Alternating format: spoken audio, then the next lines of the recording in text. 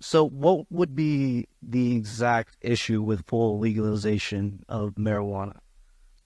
How much time you got? So, yeah, everything from it's a false promise of liberty. So I used to be kind of for this because I was in high school and I used to say, oh yeah, people used to do weed, like whatever.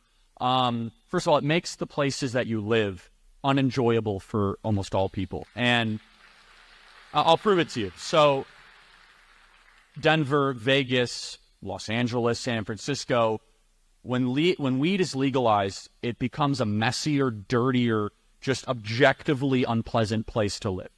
Has Idaho legalized weed yet? Was there a push for it? Okay, good.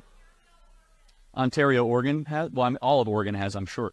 And so that's number one. Number two, I think that we as conservatives kind of get in a trap here, right? They're like, well, if we really believe in limited government, then why are we outlawing weed? This is a libertarian argument, right? We should make stances very clearly of what is virtuous and what is good, and we should try to say our laws should, in the best case, reflect that.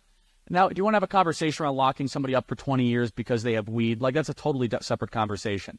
But every promise the weed lobby made in Denver, not every promise, but the top 5, were actually totally wrong. For example, they said marijuana usage rates will go down if you legalize it. They've gone up.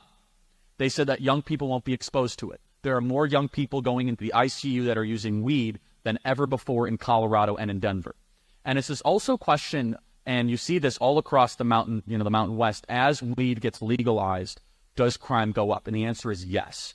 Crime does go up. And good luck trying to figure out the driving under the influence thing. I think it's this false sense of liberty where we as conservatives think like, yeah, we're going to be more free because we deregulate this one thing.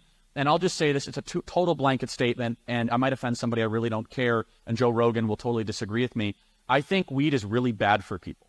I think weed makes you lazier. I think that it makes you a less whole human being. Now, medically, maybe it could work in certain circumstances. I will yield that. It's probably better than some of the pharmaceutical stuff. I think those are small examples. But as a lifestyle drug, no, don't expect me to just give my platform of public policy recommendations and cultural recommendations and be like, oh, yeah, you could be a great person and also do weed every single day. No, I actually don't think that's your greatest use of your time, your energy. I think instead that it actually diminishes your soul in a certain sense.